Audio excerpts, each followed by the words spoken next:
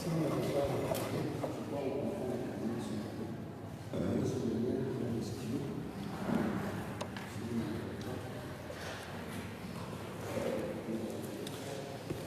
bien, très bien. Donc, bien, merci, que Dieu soit loué. Le Seigneur nous a permis d'être là pour partager la parole. Papa, vous pouvez m'aider avec votre téléphone, comme ça je vais suivre ici pour avoir des retours. C'est possible, hein? Un téléphone qui sera connecté pour que je suive maintenant le retour.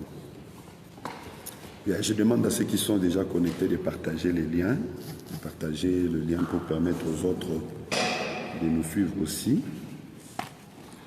Nous allons aujourd'hui commencer notre atelier des serviteurs de Dieu ici à Kolwezi, à l'église Merache avec le pasteur Josaphat Oumba. Nous sommes en train de travailler sur un thème important, l'énique éthiopien. L'énique éthiopien, je crois que vous connaissez. C'est vraiment un sujet très important et très intéressant. Donc, par la grâce de Dieu, je crois que nous serons énormément bénis. Amen. C'est vraiment un sujet très important et très intéressant. Très bien. Alors, nos amis et frères qui sont connectés, je demanderai que vous puissiez partager les liens, comme ça permet aux autres de nous suivre également.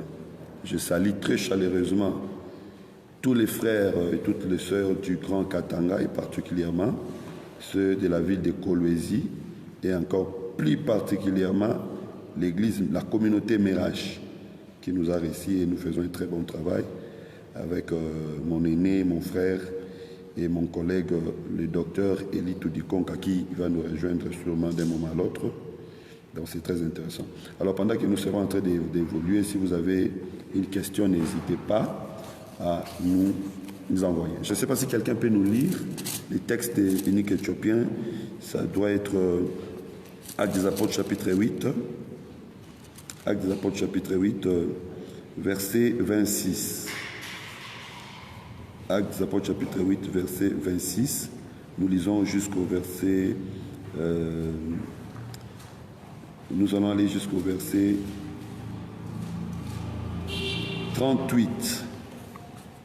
Actes des Apôtres chapitre 8, verset 26 au verset 38.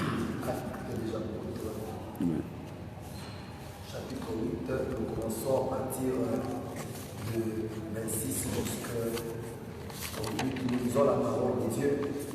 Amen. Un ange du Seigneur s'adressant à Philippe lui dit: lève-toi et va du côté du Midi, sur les chemins qui descendent de Jérusalem à Gaza, celui qui est désert.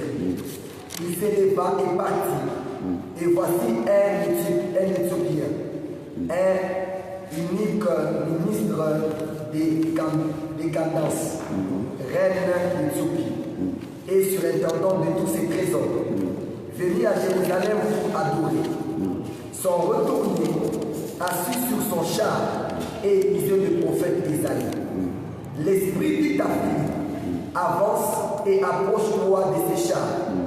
Philippe accourut et entendit l'Éthiopien qui lisait le prophète Isaïe.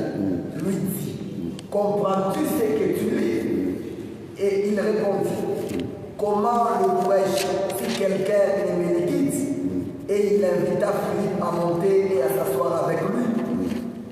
Le passage de l'écriture qu'il lisait était celui-ci. Il était mené comme une brebis à la boucherie, et comme un agneau muet devant celui qui le tombe. Il n'a point ouvert la bouche. Dans son humiliation, son jugement a été élevé, et sa postérité qui la dépeindra, car sa vie a été retranchée de la terre.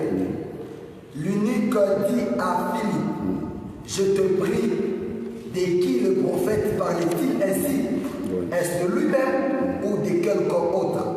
Alors Philippe, ouvrant la bouche et commençant par ces passages, lui annonçant la bonne nouvelle de Jésus. Comme ils continuaient leur chemin, ils rencontrèrent de l'eau. Et l'eunuque dit, voici de l'eau. Qu'est-ce qui empêche que je sois baptisé?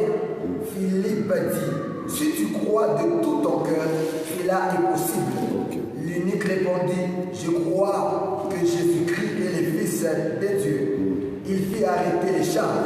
Philippe et l'eunuque descendirent tous deux dans l'eau et Philippe baptisa l'eunuque. Ok. Que Dieu bénisse la lecture de sa parole. Amen. Donc là, nous sommes en face d'un texte qui nous présente un adorateur. L'eunuque éthiopien était un adorateur. Pas n'importe quel adorateur, mais un adorateur qui fait un voyage. Il quitte son pays, il va jusqu'à Jérusalem pour aller adorer. Il est parti, il a fait l'adoration et il rentrait. À son retour, il lisait les textes du livre d'Ésaïe, mais il ne savait pas de qui les prophètes parlaient. Donc nous avons ici en face de nous un adorateur ignorant, un adorateur qui ne connaît pas qui est-ce qu'il est en train d'adorer. Donc il a fait tous ses voyages pour aller adorer, mais vous voyez qu'il n'avait pas la connaissance de celui qu'il adorait. Et là où il était allé pour adorer, il y avait aussi la lecture du rouleau. Les sacrificateurs ont fait aussi la lecture du rouleau, mais ils n'ont pas eu la capacité de l'expliquer de qui est-ce que le rouleau parlait. Donc il est allé avec l'ignorance, il est rentré avec l'ignorance. Mais il doit rencontrer Philippe pour qu'il ne reste pas un adorateur ignorant, mais pour qu'il devienne un adorateur complet, un vrai adorateur. Parce que le Seigneur Jésus avait dit, l'heure est venue où le Père cherche les vrais adorateurs. Les vrais adorateurs, ce sont des adorateurs qui adorent celui qu'ils connaissent. Donc vous allez comprendre que nous sommes dans une génération où il y a beaucoup d'adorateurs. Que ce soit en Afrique, en Europe, en Asie, en Amérique, il y a beaucoup d'adorateurs. Il y a des églises remplies de chrétiens, remplies de membres. Mais si vous allez vérifier, vous allez trouver que la plupart de ces gens qui disent être adorateurs, qui se disent être adorateurs, n'ont pas la connaissance de qu'est-ce qu'ils adorent. Et donc ce n'est pas la faute des adorateurs, mais c'est la faute des personnes qui sont censées expliquer aux adorateurs le Christ. Et si l'eunuque éthiopien n'avait pas rencontré Philippe, il serait resté dans son ignorance. Le fait d'acheter la Bible ne fait pas de vous un vrai adorateur. Le fait de lire la Bible ne fait pas de vous un vrai adorateur. Le fait d'assister à un culte ne fait pas de vous un vrai adorateur. Ce qui fera de vous un vrai adorateur, c'est la compréhension de qui est-ce que les textes parlent. Pour comprendre qui est-ce que les textes parlent, vous devez croiser quelqu'un. Donc l'eunuque éthiopien, je le prends comme tout chrétien aujourd'hui qui lit mais qui a besoin d'un guide. Parce qu'il avait dit, comment comprendrais-je si quelqu'un ne m'explique pas? Donc nous sommes dans une génération où l'église du Seigneur, le peuple de Dieu est comme l'eunuque éthiopien. Les chrétiens n'ont pas de problème. Le commun des mortels n'a pas de problème. Tout le monde a besoin de rencontrer Dieu. Mais la malchance, c'est de rencontrer un faux prophète. La malchance, c'est de se rencontrer un faux prédicateur. Quand vous rencontrez un faux prédicateur, imaginez-vous Philippe, s'il était un faux prédicateur, il aurait désorienté, il allait désorienter l'eunuque éthiopien. Au lieu qu'il croise la vérité, il serait tombé encore plus bas que son ignorance qu'il avait. Les problèmes que nous avons aujourd'hui, nous avons des chrétiens qui cherchent la connaissance. Nous avons des chrétiens qui cherchent à adorer Dieu. Mais devant ces chrétiens, les gens qui viennent, ils ne sont pas des Philippe. Ils sont plutôt des ignorants comme ces gens-là et ils ne peuvent pas donner la lumière. Ça, c'est la première pensée que nous devons retenir de notre exposé ou de notre sujet. Donc, qui est eunuque éthiopien? Eunuque éthiopien, c'est tout chrétien, tout celui qui veut connaître mais qui n'a pas la connaissance, qui n'a pas tout celui qui veut adorer mais qui manque la connaissance. Mais la particularité de l'eunuque éthiopien, c'est quoi? Quand il croise Philippe, parce que c'est Dieu qui avait envoyé Philippe devant l'eunuque éthiopien. Là, nous disons aussi que rencontrer un vrai prédicateur, c'est une grâce. C'est Dieu qui donne à ses enfants des prédicateurs sérieux. Quand Dieu aime un peuple, il leur donne des prédicateurs sérieux. C'est comme ça qu'il avait dit à Israël, puisque vous me désobéissez, je vous enverrai des bergers qui sont des enfants, des bergers qui n'auront pas pitié de vous. Donc quand Dieu donne à un peuple des faux prédicateurs, des faux bergers, c'est-à-dire c'est un symbole du jugement. Donc le fait que Dieu avait envoyé Philippe devant l'inique éthiopien, cela prouvait que Dieu aimait l'inique éthiopien. Donc les peuples de Dieu, les chrétiens du monde entier qui ont besoin de Dieu, qui ont besoin de comprendre Dieu, la première bénédiction, c'est que Dieu doit leur envoyer de vrais prédicateurs. Et donc il faut prier pour que Dieu vous envoie un vrai prédicateur. Et si Dieu vous donne un prédicateur qui prêche bien, qui craint Dieu, il faut le protéger. Il faut prendre soin de lui parce que c'est une bénédiction. C'est comme ça que vous allez constater que l'inique éthiopien va donner une place à Philippe dans son char. Il ne va pas laisser Philippe en bas de son char, il va faire monter Philippe dans son char. Pourquoi? Parce qu'il avait compris que cet homme va m'expliquer les Écritures. Parce que tout à l'heure, nous allons étudier l'explication des Écritures. Donc, ce que Philippe avait amené, cet homme était un homme riche, ce n'était pas un pauvre. Il n'avait pas besoin qu'on lui dise que crois en Jésus, tu seras béni. Il n'avait pas besoin de ça. Il n'avait pas besoin qu'on lui dise crois en Jésus, tu iras en Europe, crois en Jésus, tu auras de l'argent. Il n'avait pas besoin de ça. Mais il avait besoin du pardon des péchés. Parce que malgré son argent, malgré sa richesse, malgré ses fonctions, il avait encore ses péchés en lui parce qu'il n'avait pas encore eu le vrai baptême. Et quand Philippe arrive, Philippe commençait à dépiécer les Écritures, parler de Christ qui avait souffert pour que nous soyons sauvés directement. L'inique éthiopien, malgré sa richesse, avait accepté d'entrer dans l'eau. Donc l'inique éthiopien, c'est les chrétiens qui ont besoin de connaître la vérité. Quand ils découvrent les vrais ministres de Dieu, il ne les laisse pas en bas, il les fait entrer dans son char. Faire entrer un ministre de Dieu dans son char, ça veut dire faire entrer un ministre de Dieu dans sa vie. Parce qu'un enfant de Dieu est censé partager avec son pasteur toute sa vie. Le ministre de Dieu, c'est comme un avocat, c'est comme un médecin. On ne le cache pas de secrets. On lui dit tout pour qu'il sache comment vous orienter. Donc cet acte-là, de prendre Philippe, de le faire monter dans son char, cela voulait dire qu'il a confié sa vie. Parce que la Bible dit, confiez-vous à mes serviteurs, vous réussirez. Donc il a confié sa vie aux serviteurs. Il a partagé avec Philippe son bonheur, sa joie. C'est comme ça, quelqu'un qui a la capacité de vous expliquer les choses de Dieu, vous devez partager avec lui ce que vous avez. Donc il a partagé avec Philippe ce qu'il avait et c'est ce qui a permis à Philippe de l'expliquer. Ça, c'est la première chose. Deuxième chose, vous allez comprendre maintenant ici que l'Église n'a pas besoin de la quantité de serviteurs, mais l'Église a besoin de la qualité des serviteurs. Pour le salut de l'inique éthiopien, il n'y avait pas plusieurs ministres, il y avait un seul ministre, mais un ministre qui avait des qualités. Et donc, puisque Philippe avait des qualités, c'est comme ça que cet homme était sauvé. Pour le salut de l'Église, tel que Mérage ou toutes les autres communautés, ce n'est pas que si nous avons 200, 300 pasteurs que nous allons faire un grand travail. Non, si cela était le cas, le monde serait évangélisé. Parce qu'il y a des milliers et des milliers de pasteurs dans le monde. Le problème, ce n'est pas la quantité des hommes de Dieu. Le problème, c'est la qualité des serviteurs. Et la qualité des serviteurs, on ne peut la trouver qu'au moyen de la formation. Pour avoir des serviteurs de qualité, nous devons avoir une très bonne formation. C'est quand il y a des ateliers, c'est quand il y a des partages, c'est quand il y a des réunions qu'on obtient des serviteurs de qualité. C'est comme ça Jésus-Christ, avant d'envoyer ses serviteurs aller prêcher, aller évangéliser, il a pris soin de les former plus ou moins pendant 3 ans. C'est comme ça, moi je crois que ce n'est pas pour rien que le niveau graduat, le premier niveau universitaire, c'est les graduats, c'est 3 ans. Donc nous pouvons dire que ces disciples étaient des gradués quand ils sont sortis. Ils ont pris la formation, une formation continue, parce que Jésus les enseignait tous les jours, même la nuit. Et Jésus les enseignait même par ses actes.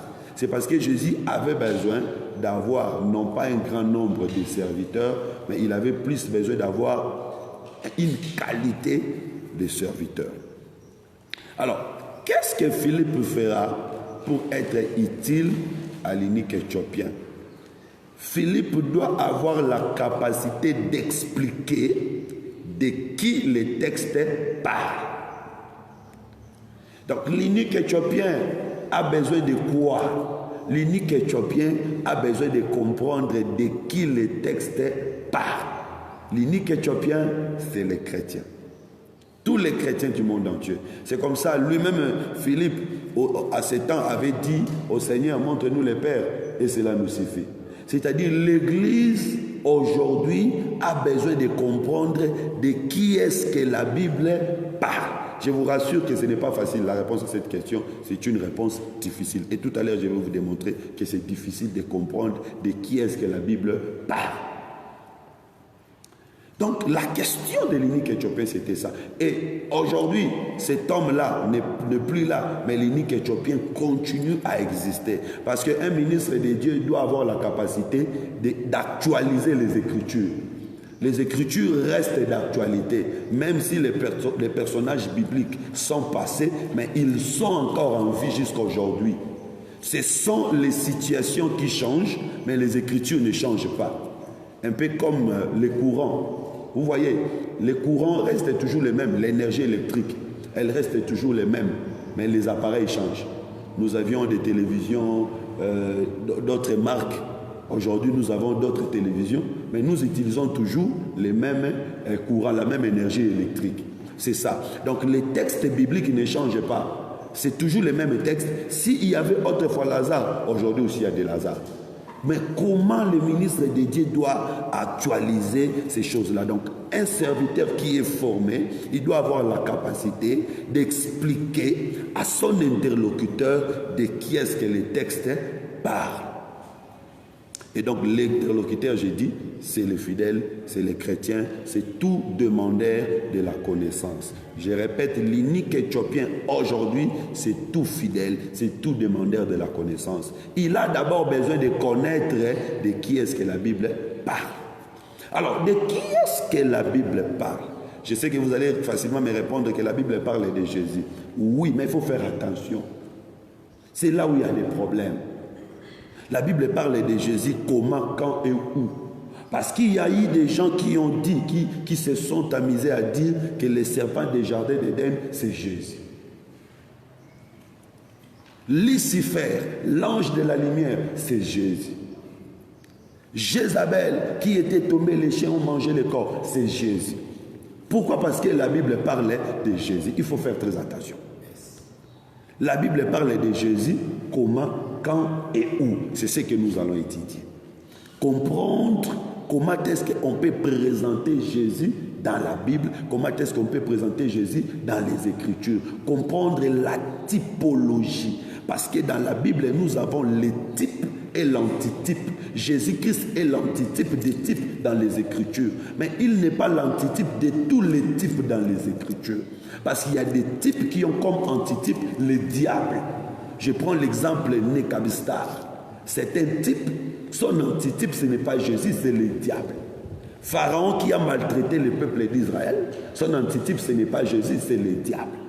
Donc, et même il y a certains personnages qui peuvent prendre l'image de Jésus dans un sens, mais qui peuvent aussi prendre l'image du diable dans un autre sens. Je prends l'exemple d'Akab. Akab qui ravit les champs à Naboth, c'est l'image du diable. Mais Akab peut aussi prendre l'image de Jésus dans un autre sens. Et donc c'est ça la difficulté de l'exégète, c'est ça la difficulté du prédicateur. Et si les gens sont formés dans ce sens-là, nous aurons des bons prédicateurs et l'unique éthiopien d'aujourd'hui sera béni. Parce que l'unique éthiopien d'aujourd'hui est en train de souffrir parce qu'il n'y a pas de Philippe pour partager avec lui la véritable parole. Et il y a l'unique éthiopien d'aujourd'hui qui a fait entrer dans son char des aventuriers, qui l'ont escroqué, qui l'ont maltraité. C'est comme ça l'unique éthiopien d'aujourd'hui est déçu. Donc nous avons aujourd'hui un unique éthiopien qui revenait de l'adoration dans des églises traditionnelles. Vous connaissez ces églises traditionnelles où il n'y avait pas la révélation. Ils ont rencontré des soi-disant Philippe et ils sont déçus. Ils sont même tentés de retourner dans ces églises traditionnelles-là. Alors que l'unique éthiopien de la Bible, quand il avait rencontré Philippe, il n'est plus retourné à Jérusalem parce qu'à Jérusalem, il n'y avait pas la vie. C'est ce que Philippe lui avait donné, qui est la vie. Comment aujourd'hui nous avons prêché les gens, mais ces gens sont tentés à retourner dans les églises traditionnelles? C'est parce que ils nous ont fait entrer dans leur char, mais ils ont découvert que nous ne sommes pas sérieux. Et ça, c'est par manque de formation. C'est comme ça, nous, dans le cadre de cette école, nous faisons un effort pour donner les meilleurs, afin que les serviteurs de Dieu aient la capacité d'expliquer à l'unique éthiopien ce qu'il y a de mieux pour que l'évangile puisse avancer. Alors, il sera obligé d'expliquer les Écritures, il doit comprendre c'est quoi l'Écriture. Parce qu'il y a des gens qui ne comprennent pas c'est quoi l'Écriture. Avant d'expliquer l'Écriture, il faut comprendre c'est quoi l'Écriture. Je vais donner quelques définitions rapidement sur le plan littéraire. Je ne vais pas m'attarder là-dessus. Il y a un syllabique sur ça. Si vous aurez l'occasion de lire, vous allez découvrir. Une écriture, c'est un signe. C'est un signe conventionnel au moyen duquel l'homme essaye de fixer sa parole. Déjà, vous savez qu'il y a des énigmes qui disent que la lettre, les paroles s'envolent, mais les écritures restent. Donc l'écriture, c'est un signe conventionnel au moyen duquel l'homme cherche à fixer sa parole. Et donc les écritures dont nous sommes en train de parler, ce ne sont pas les écritures des hommes, ce ne sont pas des journaux, des livres des hommes, mais nous sommes en train de parler sur les écritures de Dieu. C'est-à-dire, c'est les moyens par lesquels Dieu fixait sa pensée ou sa parole. Ça, c'est très important. Alors, à latin, on dit scriptura. Scriptura, c'est comme ça la célèbre phrase des protestants, sola scriptura. Quand on dit sola scriptura, ça veut dire seules les écritures. Donc en latin, ça veut dire scriptura, en grec, graphène, ça évoque la pensée des gravés. C'est-à-dire les écritures, c'est quelque chose qu'on n'efface pas. Quand c'est déjà gravé, on n'effacera pas. Donc quand Dieu prend la peine de prendre sa parole, de le mettre sous forme d'écrit, c'est pour dire que ça va rester, personne ne va l'effacer. Donc ce qu'on appelle écriture, c'est ce qui reste. Donc quand on dit écriture, ça veut dire quelque chose qui va rester. C'est ça. C'est la même chose aussi en hébreu, karosh, qui veut dire gravé. Donc l'écriture, c'est ce qui reste. C'est comme ça un prédicateur. Quand tu es en face de l'écriture, sache que tu étais né, tu as trouvé l'écriture, tu mourras, tu vas laisser l'écriture. Donc tu n'as pas le droit de changer ou de manipuler l'écriture. Laisse l'écriture telle qu'elle est. Ça, c'est très important. Alors, il faut savoir que Dieu écrit dans la Bible. Si vous lisez la Bible, vous allez voir que Dieu a écrit. Déjà avec Moïse, Dieu a écrit sur les deux tables de pierre. Avec Daniel, Dieu a aussi écrit sur la muraille. Et quand il a porté la chair, il a aussi écrit sur la terre. Parce que Jésus-Christ est Dieu. Nous n'avons pas peur de l'affirmer. Voilà pourquoi si en esprit, quand il était esprit, il avait écrit. Quand il a porté la chair, il a aussi écrit. Mais Dieu écrit par quoi? Dieu écrit toujours par les doigts. Ça, c'est très important. Pourquoi Dieu écrit toujours par les doigts? C'est pour montrer ce qui va se faire dans la réalité. Parce que si vous lisez Matthieu chapitre 12, verset 28 et Luc chapitre 11, verset 19. Matthieu chapitre 12, verset 28 et Luc chapitre 11, verset 19. Vous allez comprendre que les doigts de Dieu, c'est un serviteur. Les doigts de Dieu, c'est les ministres, c'est le serviteur. C'est comme ça même quand Moïse fait des miracles en Égypte, les magiciens de Pharaon ont dit ça, c'est les doigts de Dieu. Donc les magiciens de Pharaon ont compris que Moïse était un doigt de Dieu. C'est-à-dire quand nous disons que Dieu écrit par son doigt, cela veut dire seulement que Dieu écrit par ses serviteurs. Donc quand un serviteur de Dieu est en train d'écrire, en réalité, c'est Dieu qui est l'auteur, mais lui, il est le rédacteur. C'est pour vous dire seulement que la Bible a un seul auteur. L'auteur de la Bible et de Genèse à Apocalypse, c'est Dieu. Mais plusieurs écrivains. C'est-à-dire tous ces écrivains sont les doigts que Dieu a utilisés pour écrire. Ça, c'est très important. Maintenant, le problème de la compréhension des Écritures. Parce que pour comprendre l'Écriture, il faut comprendre l'auteur et le temps de la rédaction. Parce que toutes les Écritures ne sont pas écrites à la même période. Toutes les Écritures ne sont pas également écrites dans la même civilisation. Donc, il y a des choses qui sont liées à la civilisation et des choses qui sont liées à la période. Celui qui veut interpréter les Écritures doit commencer par comprendre la civilisation de l'auteur, la civilisation du rédacteur et l'époque du rédacteur. Je vais donner quelques exemples rapidement. Alors donc, on doit comprendre les Écritures dans ce sens-là. Mais sur le plan spirituel, parce que là j'ai donné une définition littéraire des Écritures, mais sur le plan spirituel, c'est quoi l'Écriture? Sur le plan spirituel, l'Écriture, c'est d'abord les ténèbres dans lesquelles Dieu se cache. L'Écriture, c'est les ténèbres dans lesquelles Dieu se cache. L'Écriture, c'est l'habit que Dieu porte. C'est comme ça, je vais vous dire, sans peur d'être contredit, que les Écritures, ce n'est pas la pensée de Dieu, mais les Écritures contiennent la pensée de Dieu. Donc quand tu prends les Écritures, tu lis, ne pense pas que ce que tu lis là, c'est ça la pensée de Dieu. Mais il faut plutôt chercher à comprendre qu'est-ce qui est la pensée de Dieu dans ce que tu lis. Ça c'est très important. C'est comme ça, je vais vous donner un exemple.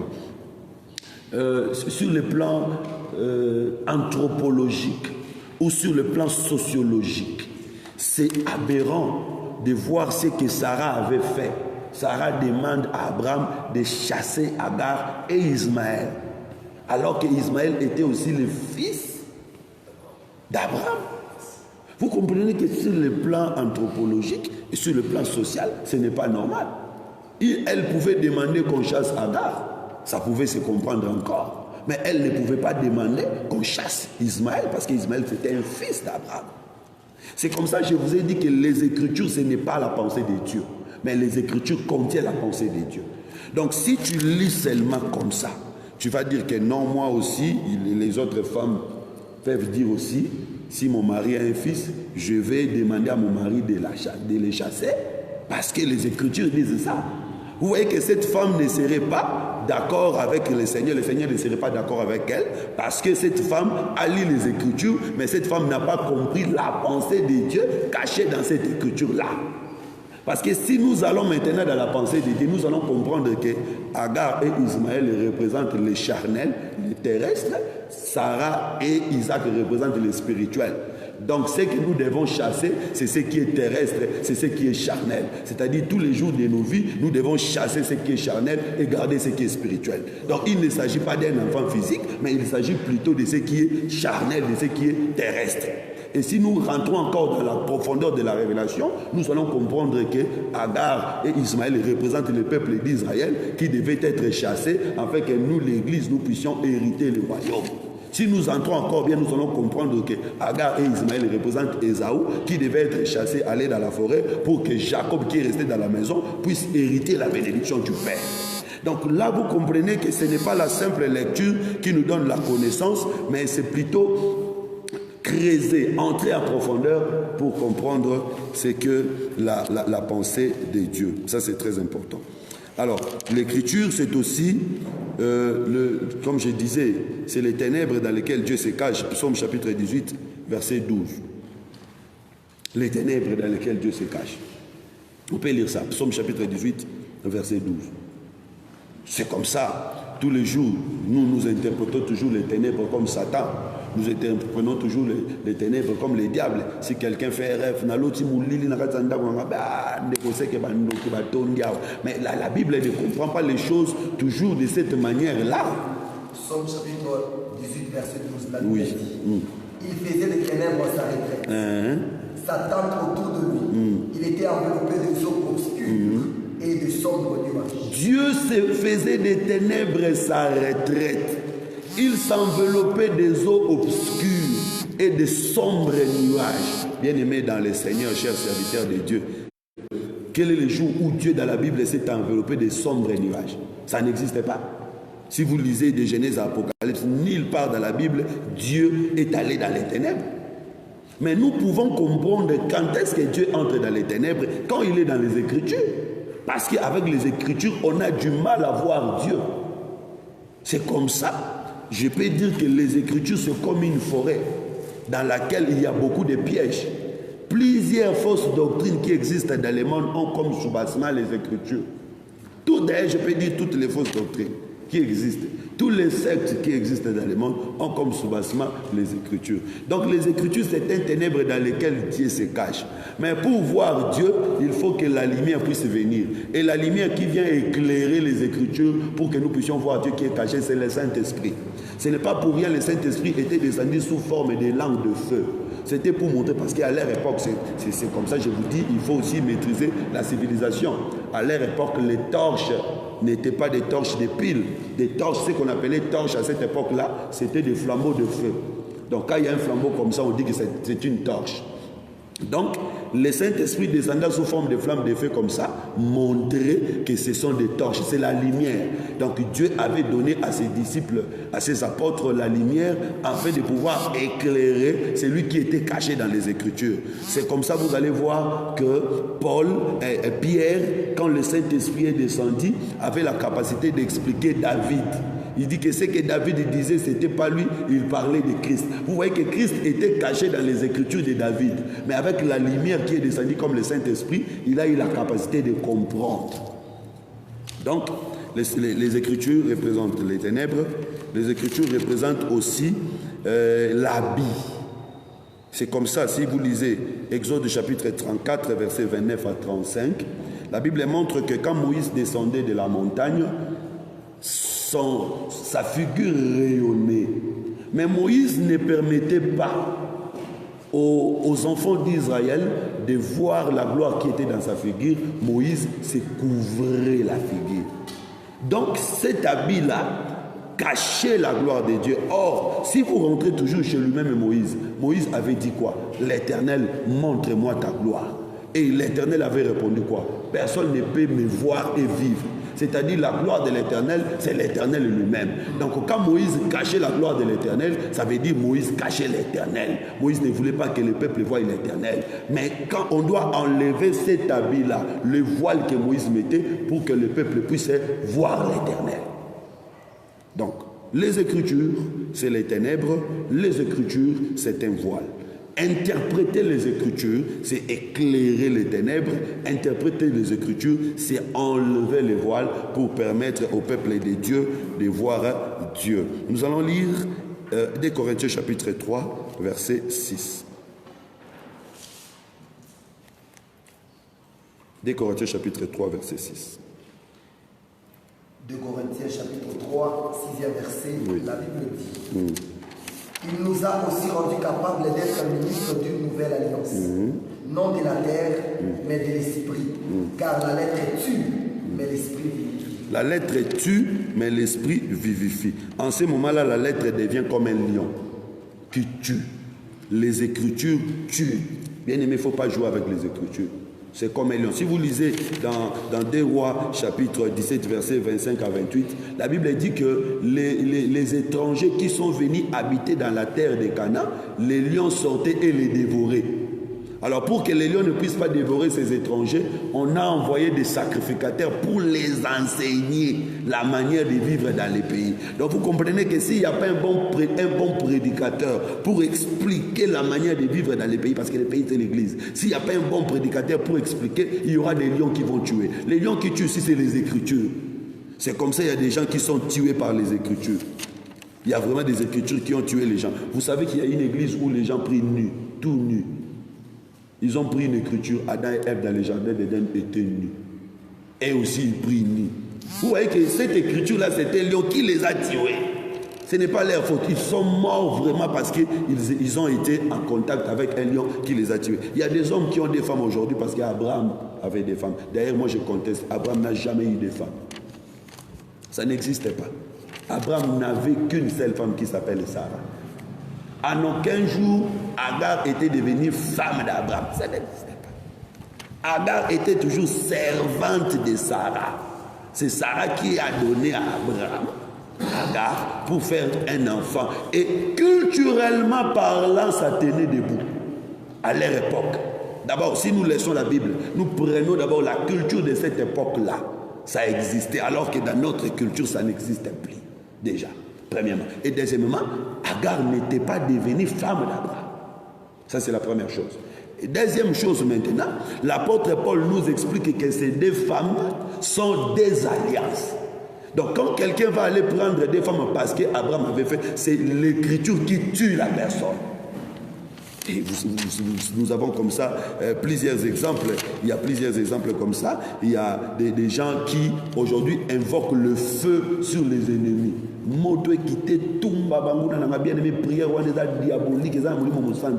Parce que Dieu nous dit dans la Bible d'aimer nos ennemis. Et ils vont dire, Élie avait appelé le feu pour brûler les chefs des 50 et la troupe qui les accompagnait. Non, ça c'est une écriture qu'il faut expliquer. Parce qu'il y a des chefs des 50 qui étaient brûlés avec leur troupe, mais il y a un autre qui était venu, qui va sauver sa vie, sauver sa troupe.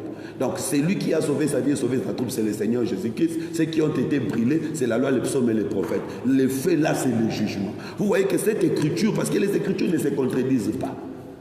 Au fur et à mesure que nous allons évoluer, vous allez voir que lire seulement et appliquer n'est pas prudent. Quand on lit, avant d'appliquer, il faut vérifier si Jésus-Christ accepte aussi. Parce que je vais vous révéler quelque chose. Si vous lisez dans le livre des Nombres, je vais vous donner les versets plus tard. La Bible dit, si une femme fait un vœu, quand son mari va venir, si son mari accepte le vœu, ce vœu sera valable. Mais si son mari refuse, le vœu ne sera pas valable. Par exemple, vous venez à l'église, votre femme vient à l'église, et votre femme dit, je vais donner la télévision qui est à la maison à l'église. Le mari n'est pas là. Quand le mari va venir, si le mari accepte, ok, donnons la télévision, le vœu est valable. Mais si le mari dit non, je ne suis pas d'accord. Tu ne vas pas dire à la femme, maman, aussi on dit que on peut ça. La Bible dit que l'homme est capable d'annuler le vœu de la femme. C'est comme aussi le père est capable d'annuler le vœu d'un enfant. Mais ces choses étaient prophétiques parce que la femme c'était Moïse. Tout ce que Moïse avait dit quand Jésus vient, si Jésus accepte ça, ça reste valable. Mais si Jésus refuse ça, ce n'est plus valable. C'est comme ça, nous aujourd'hui, nous ne pouvons plus nous reposer les jours du sabbat. Parce que quand Jésus était venu, Jésus a annulé ce vœu-là. La femme avait fait un vœu, la femme comme Moïse, il avait fait un vœu. Mais quand Jésus qui est l'époux, il vient, il annule le vœu. Donc aujourd'hui, là, on n'a pas de jour qui est plus grand que les autres. Tous les jours, nous pouvons adorer, tous les jours, nous pouvons nous reposer. Parce que l'homme a annulé le vœu. Mais par contre, il y a certaines choses que Moïse avait dit, Jésus a accepté. Par exemple, honore ton père et ta mère. Quand Jésus vient, Jésus accepte ça. Donc c'est un vœu qui a été fait par la femme et l'homme accepte, nous devons accepter ce vœu-là. Et ça c'est très important, nous devons maîtriser ces choses. Donc l'écriture, quand on ne sait pas la comprendre, l'écriture amène la mort, mais quand on comprend l'écriture donne la vie. C'est très important. Alors nous allons évoluer. Maintenant, j'aimerais que vous puissiez comprendre ceci. Comment on peut comprendre l'écriture? L'écriture, on doit la comprendre sur le plan spirituel et aussi sur le plan intellectuel. Je suis en train de chercher une chose importante pour partager avec vous. L'écriture, on doit la maîtriser sur le plan spirituel, mais aussi sur le plan intellectuel. Comprendre l'écriture sur le plan spirituel, c'est chercher à comprendre la profondeur de l'écriture, chercher à comprendre la pensée de Dieu qui est cachée derrière l'écriture. Mais pour arriver à ce niveau-là, il faut d'abord comprendre l'écriture sur le plan intellectuel. Ça, c'est important. Il faut d'abord lire l'écriture sur le plan intellectuel. C'est comme ça, nous pouvons dire que l'écriture, c'est aussi l'animal. Et l'interprétation, c'est le sang de l'animal. Ce n'était pas l'animal qui donnait le salut, mais c'était le sang de l'animal qui donnait le salut. Donc, si vous restez seulement avec l'animal vivant, vous ne serez pas sauvé. Pour être sauvé, il faut prendre l'animal qui est vivant, tuer et faire sortir le sang qui est à l'intérieur. Maintenant, vous savez avec moi qu'avant de tuer l'animal, on procédait d'abord par l'examen de l'animal. Donc, un bon prédicateur doit savoir examiner les Écritures. Et ça, c'est très important. Bien aimé, si vous interprétez sans examiner les Écritures, votre interprétation ne sera pas correcte. Il y a plusieurs interprétations qui sont fausses, tout simplement parce que celui qui interprète n'a pas commencé par examiner les Écritures. Je vais vous donner quelques exemples pratiques. Lisons d'abord Marc chapitre 1er, verset 2. Marc chapitre 1er, verset 2.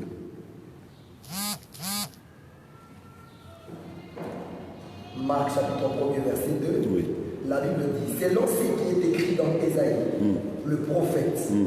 Voici, j'envoie devant toi mon messager qui prépare ton chemin. Est-ce que quelqu'un a vu quelque chose là-bas? Reprends les textes. Parce que vous savez que généralement nous lisons sans lire. Hein? Parce que tu as lu mais tu n'as pas lu. Bon, lis maintenant et lis pour voir ce qu'il y a là-bas. Marc chapitre 1er, verset 2. Suivons vraiment, que je veux que quelqu'un réussisse à voir quelque chose là-bas. Ouais. Le verset 2, nous lisons au nom de Jésus. Selon ce qui est écrit dans Ésaïe, le prophète, voici, j'envoie devant toi mon messager qui prépare ton chemin. Ok. Est-ce que quelqu'un a vu quelque chose là-bas? C'est comme ça que j'ai dit, il faut examiner l'animal. Ça, c'est un animal qu'on a pris. Avant de l'interpréter, il faut commencer par l'examiner. Marc chapitre 1er, moi aussi je vais lire encore pour examiner. C'est comme ça, il faut lire et lire et relire. C'est à force de lire qu'on peut voir quelque chose. Ce que moi je vois là-bas, c'est quoi? C'est que ce n'est pas Ésaïe qui avait dit ça. C'est plutôt Malachie qui avait dit ça. Vous voyez? Donc quand vous lisez, vous pouvez gommer les erreurs de Dieu. C'est comme ça, moi j'ai dit, cette Bible n'est pas tombée du ciel. Il y a des gens qui ont écrit. Et ceux qui ont écrit, je vous ai dit, l'auteur c'est Dieu, mais l'écrivain c'est pas Dieu. C'est comme ça, je le répète, que les Écritures, ce n'est pas la pensée de Dieu, mais les Écritures contiennent la pensée de Dieu. Parce que dans les Écritures, nous avons aussi la culture des gens. Nous avons aussi certaines doctrines. On va voir ça. Donc, si vous lisez bien la Bible, ce n'est pas Ésaïe qui avait dit ça, mais c'est Malachie qui avait dit. Donc, un bon prédicateur, avant d'interpréter, tu dois d'abord examiner. Si tu lis, il faut examiner. Là nous ne sommes pas dans l'interprétation, mais nous sommes dans l'examen du texte. C'est comme ça que nous aurons la notion de l'exégèse et la notion de l'herméneutique. Peut-être nous allons en parler l'année prochaine. Exégèse et herméneutique. Cela nous permet d'examiner les contours historiques, les contours culturels d'un texte avant de l'interpréter. Si vous lisez dans d'autres versions, on dit selon qu'il est écrit dans les livres du prophète. On ne dit pas Ésaïe, parce que ce n'était pas le prophète Ésaïe qui avait dit ça. Ça, c'est une erreur. Je vais vous donner un deuxième exemple. Lis 1 Samuel chapitre 13, verset 1er. Toujours version Louis II. 1 Samuel chapitre 13. Verset 1er. 1 Samuel 13, verset 1er. Oui. La Bible dit, Saül était âgé de lorsqu'il devint roi. Reprends. Saül devait âgé de. Il y a 3 points. Lorsqu'il Saül était âgé de point, lorsqu'il devient roi. Ça veut dire quoi? Donc tu ne peux pas interpréter un tel texte si tu ne commences pas d'abord par examiner. Le problème que nous avons, les gens sont pressés d'interpréter sans commencer par examiner. Il faut examiner les textes avant de l'interpréter. Et dans l'examen du texte, il faut avoir plusieurs versions. Vous voyez, si vous lisez par exemple dans une autre version telle que je peux lire ici dans Semer révisé, 1 Samuel, c'est 1 Samuel combien? 13, 1.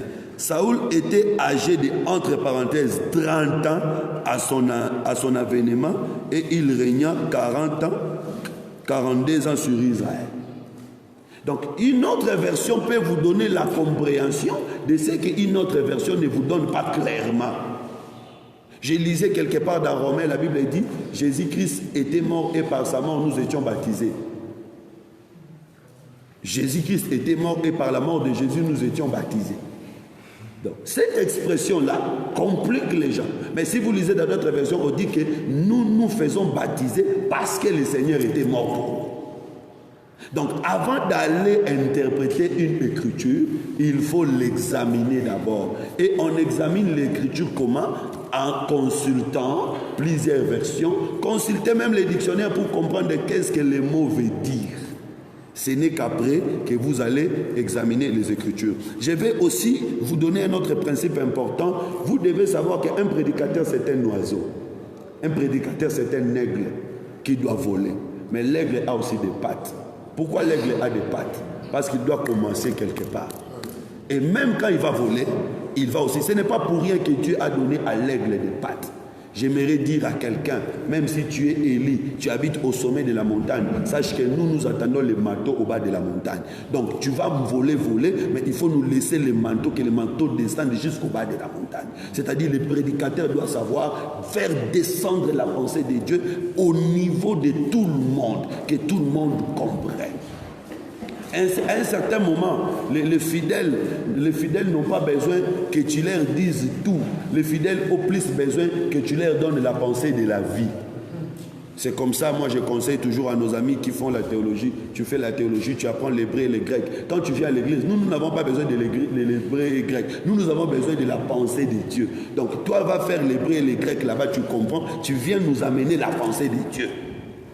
C'est comme une femme qui prépare. Quand tu nous amènes la nourriture sur la table, nous n'avons pas besoin de qu'est-ce que tu as mis. Nous avons besoin de manger, de voir que c'est bon. Quand on amène la nourriture, on dit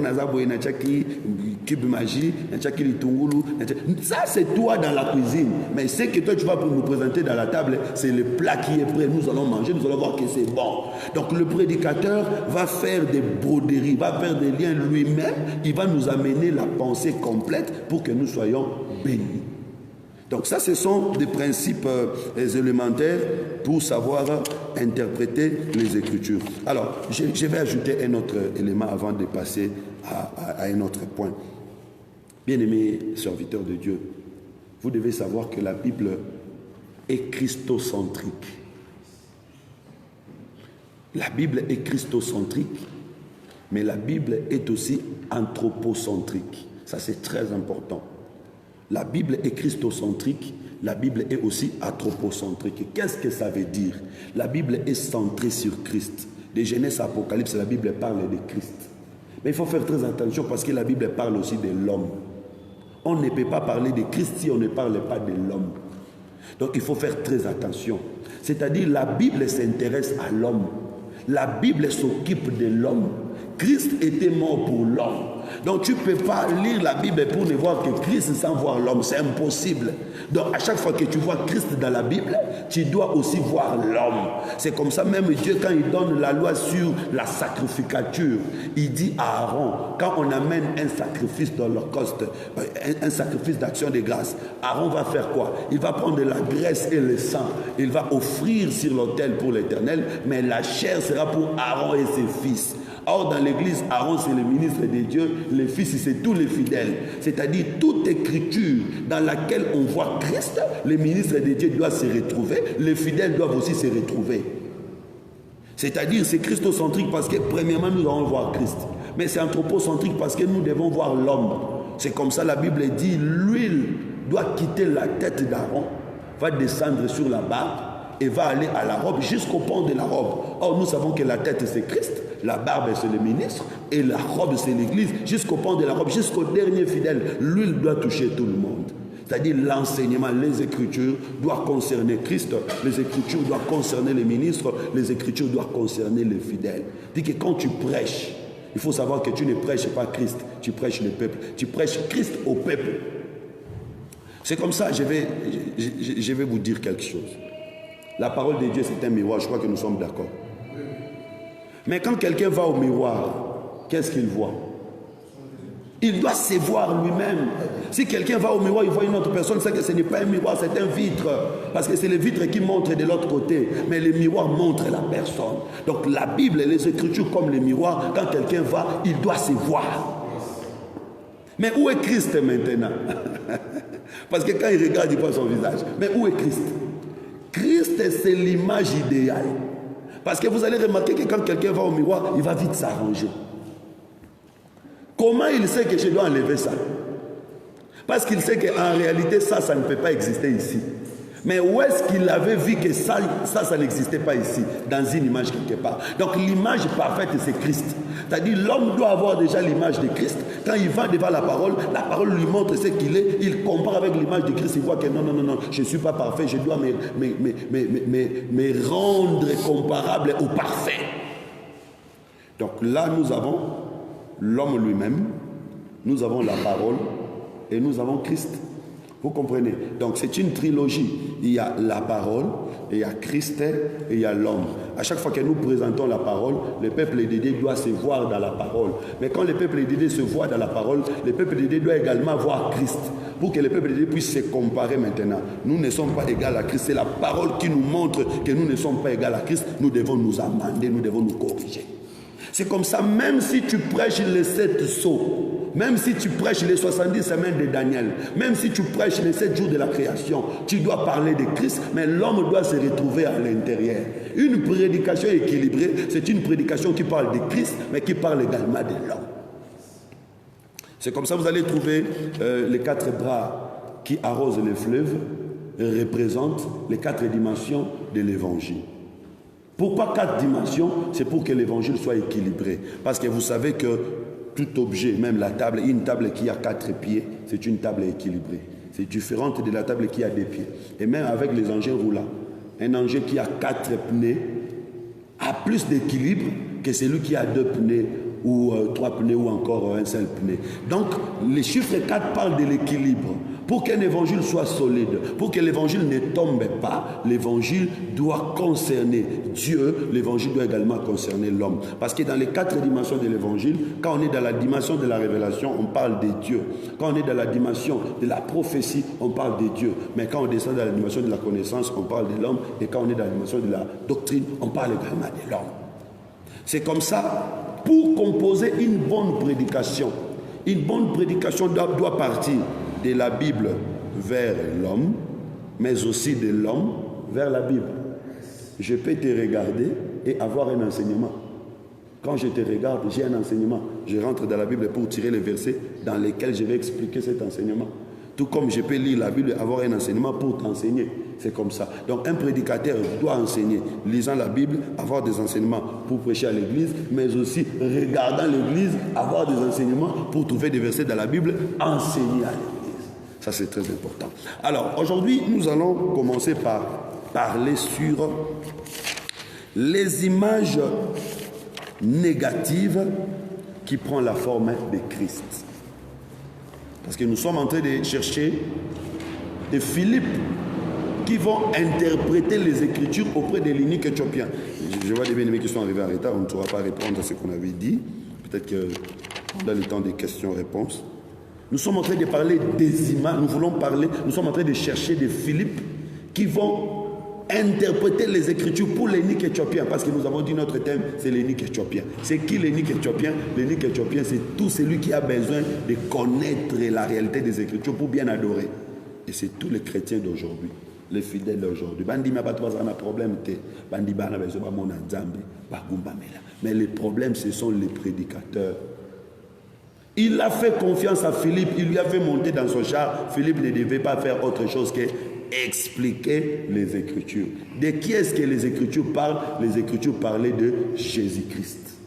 Donc Philippe, comme le prédicateur, doit connaître ça. C'est comme ça que nous avons dit, la qualité d'un prédicateur dépend aussi de la formation que le prédicateur a suivie. Donc un prédicateur doit suivre une bonne formation.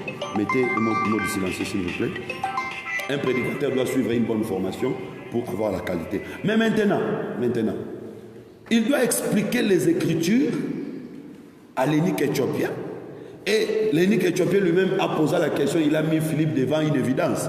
Il a dit, de qui est-ce que l'auteur ou de qui est-ce que l'écrivain parle? Est-ce que l'écrivain parle de lui-même ou il parle de quelqu'un d'autre? Donc l'unique éthiopien, c'est quelqu'un de très intelligent. Bien aimé, il faut faire très attention. À chaque fois que vous vous pointez devant les gens pour prêcher, ne pensez pas que ce sont des idiots. Il y a des choses que les fidèles comprennent peut-être plus que vous. C'est comme ça, il faut apprendre avant de parler. Il faut vérifier, il faut vérifier. J'étais en train d'échanger avec un frère la fois passée. J'ai posé la question. La Bible dit qu'Abraham était assis sous les chaînes de Mamré quand l'Éternel lui est apparu. C'est quoi les chaînes de Mamré? Est-ce que quelqu'un peut me dire, c'est quoi les chaînes de Mamré? Oui, papa. C'est juste un arbre. C'est un arbre, très bien. Parce que j'ai entendu des gens dire que les chaînes de Mamré, ce sont des montagnes. Chaînes des montagnes. Alors qu'il y a chaînes des montagnes, il y a aussi chaînes comme un arbre. Et même l'orthographe se différencie.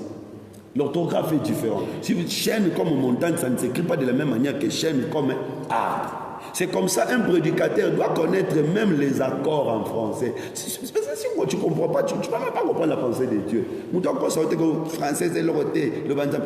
dis que c'est une langue par laquelle nous étudions la parole de Dieu. Jean-Baptiste qui rencontre Jésus pour la première fois, il dit, voici l'agneau de Dieu qui ôte les péchés du monde. Il rencontre Jésus pour la deuxième fois, il dit, voilà l'agneau de Dieu. Cette différence-là, ça c'est les Français, mais qui explique la pensée de Dieu. Parce que quand on dit voici, c'est pour ceux qui sont proches, voilà, c'est pour ceux qui sont loin. Donc le fait qu'il a utilisé les deux vocabulaires différents, c'est pour montrer que Jésus sera pour les voici et pour les voilà. Vous comprenez que la maîtrise de certaines choses nous permet de bien expliquer la parole de Dieu. C'est comme ça, vous allez voir Paul même qui dit, la promesse a été faite aux postérités et non à la postérité. Il précise, quand il dit oh, c'est que ce n'est pas une seule postérité, mais à plusieurs postérités. Donc il a la capacité de comprendre les écritures, l'orthographe, le sens des mots et interpréter. Ça, c'est important. Alors, le prédicateur doit maîtriser de qui est-ce que l'auteur, l'écrivain parle. Est-ce qu'il parle de lui-même ou il parle de quelqu'un d'autre? Ça, c'est très important. Vous devez savoir que les prophètes parlaient d'eux-mêmes, ils parlaient aussi de quelqu'un d'autre. Parce que si vous lisez Ésaïe chapitre 8, la Bible dit, moi et le fils que Dieu m'a donné, nous sommes des signes et des présages en Israël. Donc tout prophète est un signe. Quand un prophète parle de lui-même, en réalité il ne parle pas de lui-même, il parle d'une autre personne. Donc avant maintenant de comprendre que les prophètes parlent d'une autre personne, il faut comprendre d'abord les contextes dans lesquels les prophètes parlent d'abord de lui-même. Ça c'est très important. C'est comme ça, moi j'ai dit à nos amis prédicateurs, ce n'est pas les études qui fait de quelqu'un un ministre de Dieu, mais les études peuvent compléter les carquois et les bagages d'un ministre de Dieu. Donc n'hésitez pas toujours à lire, même un livre, à lire, d'apprendre, parce que quand on apprend, on comprend. Maintenant, quand on va dans les Écritures parlent de Christ, mais il y a des Écritures problématiques, mais qui parlent de Christ. C'est là où nous avons des formes de difficultés. Et notre premier chapitre de notre cours sur l'unique éthiopien, nous allons parler sur les images négatives qui prennent la forme de Christ. Il y en a plusieurs. Nous ne saurons pas évoquer toutes ces écritures. Nous allons plutôt vous initier à étudier une image négative. Comment est-ce qu'une image négative peut prendre la forme de Christ? Parce que c'est dans les écritures. Et là, sur le plan littéraire d'abord, ou sur le plan scientifique, je vais vous dire que l'Ancien Testament est différent du Nouveau Testament. C'est quoi la différence?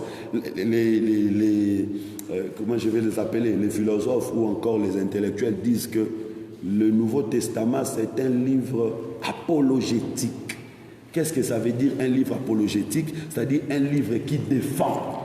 Un livre qui défend une doctrine, alors que l'Ancien Testament n'est pas un livre apologétique. Vous allez remarquer que dans le Nouveau Testament, on ne met pas les erreurs des prophètes ou des apôtres. On ne met que les exploits, on ne met jamais les échecs. Un apôtre avait prié pour un malade, le malade n'est pas guéri, il va à côté. Est-ce que le malade de son apôtre ne l'a pas? Je ne crois pas. Je crois qu'il est arrivé aussi qu'ils ont prié pour quelqu'un n'est pas guéri. Je crois, parce qu'ils n'étaient pas de Jésus. Mais là, on ne va pas mettre ça. Dans le Nouveau Testament, on a mis que les choses qui ont réussi, les choses qui ont marché. Mais c'est différent avec l'Ancien Testament. Dans l'Ancien Testament, on a mis même les bêtises des prophètes. Et c'est ce qui devient compliqué. Comment un homme comme David, l'homme selon le cœur de Dieu, va prendre la femme d'autrui? Ça, c'est compliqué. C'est une image problématique. C'est une image négative, mais qui peut prendre Christ. Et donc, des images comme ça, il y en a nombreuses. Nous allons essayer d'étudier, par la grâce de Dieu, quelques images. J'avais fait une liste, je ne sais pas si je vais retrouver cela. Bon, je vais parler pêle-mêle. Je ne vais pas suivre la liste que j'avais faite. Mais je prends l'exemple. Moi, je vais vous donner des images. Vous allez chercher vous-même dans les Écritures. Sinon, si nous allons texte, image, nous n'allons pas avancer vite. Je prends première image, Amnon. Vous connaissez Amnon? Amnon qui va violer sa sœur Tamar. Amnon, c'était le fils de David qui va violer sa sœur Tamar. Cette image est diabolique. Cette image, je ne vois même pas pourquoi ça se trouve dans la Bible. Pourquoi ça se trouve dans la Bible? Mais je vous dis que toute écriture est inspirée de Dieu, utile pour enseigner, pour corriger, pour convaincre et instruire. Donc c'est une écriture qui doit nous enseigner, qui doit nous corriger, qui doit nous convaincre, qui doit nous... En quoi ça va nous convaincre? En quoi ça va nous instruire? En quoi ça va nous... peut-être nous corriger, je ne sais pas, mais comment? Alors d'abord sur le plan culturel, sur le plan doctrinal, c'est un péché. Quelqu'un qui fait ça mérite une sanction sévère. Mais dans la révélation, ça peut s'expliquer. Pourquoi? D'abord, pourquoi David? Parce que quand on est dans la révélation, il faut poser des hypothèses dans la lecture. C'est-à-dire, je vous ai dit que je vais vous initier à interpréter des écritures problématiques. La première chose à faire, c'est faire la lecture. Deuxième chose, poser des hypothèses de la lecture. C'est-à-dire, poser d'abord des questions. Commencez par poser des problématiques de la lecture, poser des questions après la lecture et proposer des réponses. Bien aimé, quand tu es dans la révélation, n'aimez pas l'absolu. Ta réponse, c'est une proposition. Parce que quelqu'un d'autre peut donner une autre réponse qui peut être meilleure que la tienne. Donc, dans les domaines de la révélation, ce que nous donnons, ce sont des hypothèses. C'est-à-dire, nous proposons des réponses. Et il peut y en avoir plusieurs. Alors, donc, quand on lit ces textes-là, moi, je crois que nous devons nous poser d'abord des questions. Pourquoi David gardait Tamar? Parce que c'est une sœur parmi ses frères. Bon, pourquoi lui va garder une sœur? C'est qu'il y avait un problème. Ça, c'est la première question qu'on se pose. Deuxième question, pourquoi Amnon voulait seulement Tamar? Il y a une sœur qui nous ajoute, lorsqu'il a pris ses filles. C'est aussi un texte problématique, mais qui peut aussi prendre l'image de Dieu. Noé qui boit le vin, il reste ni. Toi, la Bible dit, Noé trouva grâce auprès du Seigneur. Qu'est-ce que ça veut dire? Donc, il y a comme ça beaucoup de textes problématiques que nous allons étudier, qui vont nous permettre de voir Christ là-dedans. Alors, pourquoi Tamar était cachée? Et pourquoi Amnon, alors qu'il y avait beaucoup de femmes, c'était un prince, il avait la possibilité d'avoir toutes les femmes du monde, mais Amnon ne voulait que Tamar. Ça, c'est la première chose. Deuxième chose, quand Tamar est venue, Amnon, après avoir connu Tamar, Amnon a eu le dégoût de Tamar. Alors moi, je vais vous proposer quelques hypothèses. Je pense, à mon avis, que selon les Écritures, une fille vierge, dans la Bible, c'est une fille pure. Donc dans les Écritures, la virginité parle de la pureté et de la sainteté. C'est comme ça que je suis tenté de dire que Tamar, c'est Jésus-Christ, qui était gardé auprès du Père, parce qu'il était pur et il était saint. Le docteur Élie nous avait dit, tous les prophètes étaient dans le péché, sauf Jésus-Christ qui était auprès du Père. Ne vous en faites pas. Tamar, c'est une femme, Jésus, c'était un homme. Jésus, ce n'était pas un homme, il était à la fois homme et femme. Il était tout. Il était à la fois fils et fille. Donc, il était auprès du Père, il était saint, il était pur. Ici, Amnon qui avait besoin de Tamar représente le peuple d'Israël. Parce qu'Israël attendait le Messie. Israël avait besoin du Messie. Mais le Messie ne venait pas. Israël attendait tout le temps de l'attente. Israël attendait le Messie. Et là, je vais vous ouvrir une parenthèse pour vous dire, sur le plan eschatologique, quand on dit le temps de la fin, ce n'est pas à comprendre en français. Le temps de la fin, ce n'est pas en français. C'est un langage eschatologique qui veut dire le temps de la fin de l'attente. Parce qu'Israël attendait le Messie. Et le temps de la fin, ça veut dire que l'attente est finie, le Messie est venu. C'est ce qu'on appelle temps de la fin. Donc, ils attendaient le Messie, ils attendaient le Messie, ils attendaient le Messie. Mais le Messie ne venait pas. Pourquoi le Messie ne venait pas? Il y a un ami d'Amnon qui va venir. Et cet ami-là, on dit qu'il était de la même famille. Il vient, il dit à Amnon, si tu veux que le Père envoie Tamar, fais-toi malade, rends-toi malade. Donc, trompe que tu es malade. Quand le Père va apprendre que tu es malade, il va envoyer Tamar. Ici, je comprends que Tamar, là, c'était un médecin. Donc, le Père ne peut envoyer que le médecin que s'il comprend que celui-là est malade. Voilà pourquoi le Seigneur Jésus-Christ était venu comme médecin. Il a dit, vous me direz, médecin, guéris-toi toi-même. Il était venu médecin parce qu'Amnon était malade. Et moi, j'ai dit qu'Amnon n'avait pas trompé. Effectivement, il était malade. Parce que ce désir-là de coucher avec sa sœur, c'était une maladie. Donc ici, vous comprenez que Amnon, c'est le peuple d'Israël.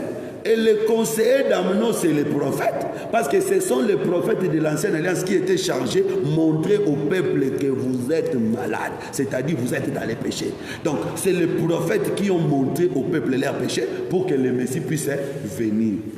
Mais quand Tamar revient, après avoir connu Tamar, il va rejeter Tamar. C'est ça Israël qui attendait le Messie, mais quand le Messie arrive, Israël va encore rejeter le Messie. Et après, c'est Absalom qui viendra pour tuer Amnon. Absalom, ici, c'est le jugement qui est venu sur Israël après que Israël a connu Tamar. Donc vous comprenez que c'est un texte problématique dans les Écritures, mais qui a un sens.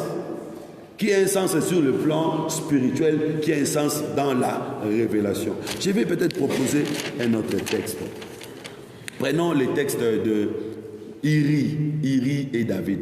Et Matthieu, donne-moi aussi de l'eau, j'ai la gorge sec. Nous avons toujours condamné David.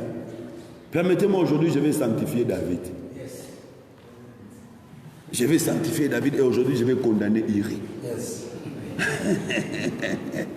Parce que moi, aujourd'hui, je vais dire que Iri méritait la mort. Et je vais vous montrer comment Iri méritait la mort. D'abord, quand Iri revient de son voyage, le roi lui dit, va, tu es fatigué, tout ça, va, repose-toi, va dormir avec ta femme et reviens demain. Iri refuse. Il va se coucher à la porte de sa maison, à la porte de la maison du roi avec les serviteurs du roi. C'est une désobéissance. En Israël, l'ordre du roi ne pouvait jamais être désobéi. Donc, rien que par ça, Iri méritait la mort. Il y a une écriture qui le dit dans Deutéronome, que tout celui qui va désobéir au chef du peuple sera lapidé. Donc ce que Iri avait fait, c'était une désobéissance, il méritait déjà la mort. Parce que s'il était allé chez sa femme, il ne serait pas mort. Donc, ça c'est la première chose. Mais deuxième chose maintenant. Et quand Nathan est venu, parce que Iri ne voulait pas toucher à Bathsheba. Iri n'avait jamais touché à Bathsheba. Comment toi, un homme qui épouse une femme, tu ne la touches pas?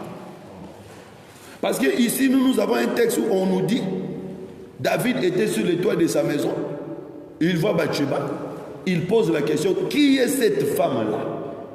Vous voyez dans cette question-là, qui est cette femme-là? David avait toutes les informations. C'est comme ça que David avait accepté d'aller vers cette femme.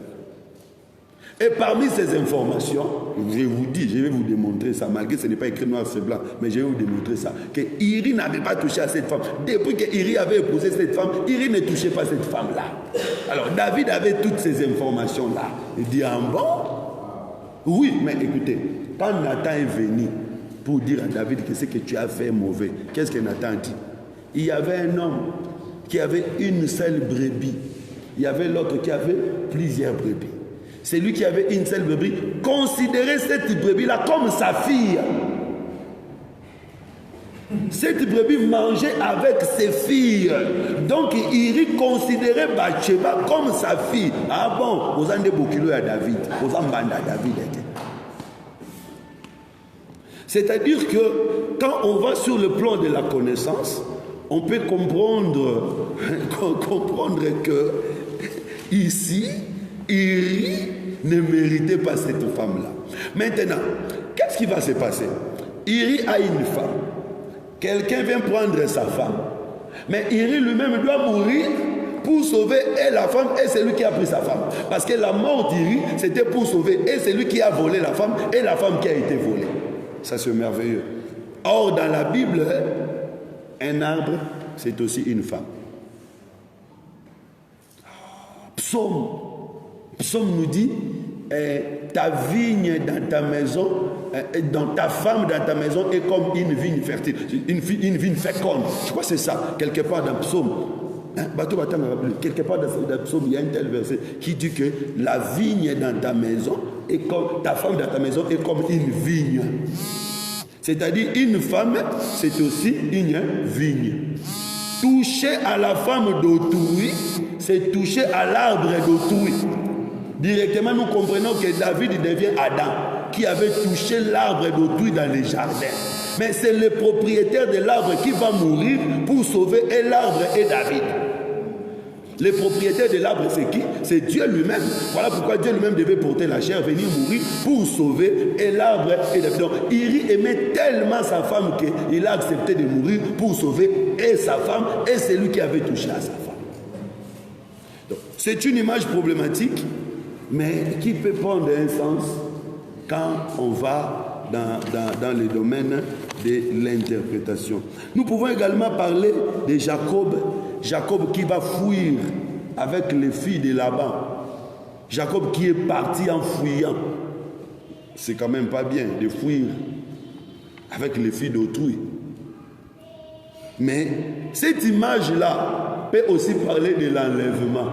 Parce que lors de l'enlèvement, Christ aussi va fuir avec nous, sans que le monde soit au courant. Donc Christ, ici, Jacob, représente le Seigneur Jésus-Christ. Déjà quand on dit enlever, enlever c'est prendre brusquement, c'est prendre sans prévenir.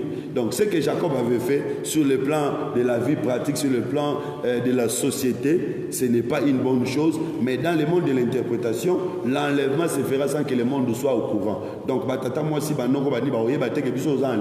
même si ta femme est païenne, ta femme ne saura pas, ou si ton mari est païen, tu ne l'avertiras pas. C'est-à-dire que Dieu nous prendra par surprise. Vous voyez, en ce moment-là, enlever quelqu'un, voler quelqu'un, lever quelque chose de bien. C'est comme ça, la Bible dit, le Seigneur viendra, le jour du Seigneur viendra comme un voleur. Alors qu'à la manière des hommes, le voleur, ce n'est pas quelqu'un apprécié. Mais dans l'interprétation, dans la révélation, ça se comprend, ça s'explique. Alors, on peut également voir Jacob qui prend la bénédiction de son père. Jacob qui vole la bénédiction de son père. Je ne sais pas s'il faut utiliser les termes. Jacob qui prend la bénédiction de son frère. Oui, il prend frauduleusement. Et il y a toujours un texte qui me fait peur. Si vous lisez, lisons ça d'abord. On va rentrer chez Jacob. Actes des Apôtres, chapitre 1er. Actes des Apôtres, chapitre 1er, verset...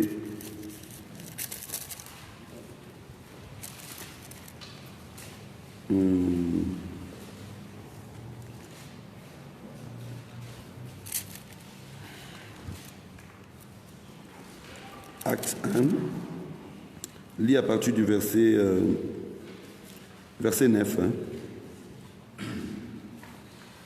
Acte des Apôtres, chapitre 1er, le verset 9e. Après avoir dit cela, il fit élever pendant qu'il le regardait, et une nuée le déroba à leurs yeux. Une nuée les déroba à leurs yeux. Dérober, ça veut dire quoi? Une nuée a volé Jésus. Cette nuée, c'était qui? Cette nuée, c'était qui? C'est Dieu lui-même. L'Éternel a volé.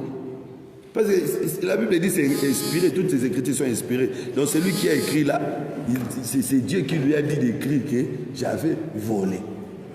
Dieu lui-même, au lieu de dire que j'avais pris, il a dit, c'est pas moi, papa, j'entends la main, c'est pas moi. C'est ce que la Bible dit. Comment Dieu peut voler Jésus alors que Jésus c'est son propre fils? Il fallait qu'on utilise un autre terme, une autre expression. Mais moi je crois, parce que la Bible dit, car Dieu a tant aimé le monde qu'il a donné. Donc quand tu donnes quelque chose, ça ne t'appartient plus. Quand tu donnes quelque chose, ça appartient à la personne à qui tu as donné. C'est comme moi, je donne au pasteur Josaphat une voiture. Après, je viens la nuit, je prends la voiture. Quand on dit, oh, ça y a un terrain, ou pas ça qui est déjà. Donc, Dieu qui avait déjà donné, ne pouvait plus venir prendre les fils comme ça. Donc là, il a volé. Voilà pourquoi il devait rembourser. Et la loi dit que si quelqu'un vole un bœuf, il va rembourser 5 bœufs. C'est comme ça, le jour de la Pentecôte, il nous a donné 5 bœufs qui sont le 5 ministères de la parole. Mais la Bible dit aussi que si quelqu'un vole un agneau, il va donner 4 agneaux. Voilà pourquoi il y a aussi, après le Saint-Esprit qui est descendu, nous avons 4 personnes qui ont parlé de Christ, ces 4 évangiles. Parce que les 4 évangiles ont été écrits après la venue du Saint-Esprit. Malgré que ça parle des choses avant le Saint-Esprit, mais ces évangiles ont été écrits après le Saint-Esprit. C'est les 4 agneaux qu'on nous a donnés. Donc nous comprenons ici que les 5 ministères et les 4 évangiles n'ont pour source qu'une seule personne qui a été volée, le Seigneur Jésus-Christ. Donc quand on voit les 5 ministères, quand on voit les 4 évangiles, il faut voir en tout ça seulement Jésus-Christ. C'est-à-dire c'est une écriture problématique, mais qui peut nous aider à comprendre. Alors il y a un texte qu'on me propose ici. Si vous pouvez aussi expliquer 1 Thessaloniciens 2,18, lorsque Paul dit « Satan en a empêché, voyez-vous, que c'est une image négative, mais dans les Nouveaux Testaments. » Merci. Ah oui, bon, on va lire ça, 2 Thessaloniciens. Rappelez-moi qu'on lit ça aussi. 2 Thessaloniciens chapitre 2, verset 18. Ou carrément, nous allons parler de ça quand nous allons parler sur l'interprétation des épîtres. Parce que je crois qu'il y aura un chapitre où nous allons expliquer comment interpréter les épîtres. Là aussi, ça pose problème. Il y a beaucoup de problèmes dans l'interprétation des épîtres et l'interprétation des évangiles. Donc nous allons parler de ça quand nous allons voir l'interprétation des épîtres. Donc, alors, j'étais en train de dire, Jacob va voler la bénédiction de son frère. Mais si vous remarquez, quand Jacob va rencontrer son frère, Jacob va appeler son frère Seigneur. Et il va dire, ta face est comme la face d'un Dieu. Malgré qu'il avait eu la bénédiction d'Ésaü, mais quand il va rencontrer Ésaü, il va adorer Ésaü. Ici, nous pouvons comprendre que Jacob, c'est l'image de l'Église. Aujourd'hui, nous avons pris la bénédiction de notre frère qui est Jésus. Parce que sur la croix de Golgotha, Jésus a été maudit pour que nous soyons bénis. Parce que ce jour-là, quand Ésaü est arrivé, les paroles qu'Isaac avait prononcées sur Ésaü n'étaient plus les paroles de bénédiction, c'était les paroles de malédiction. Parce que toutes les paroles de bénédiction ont été déclarées sur Jacob.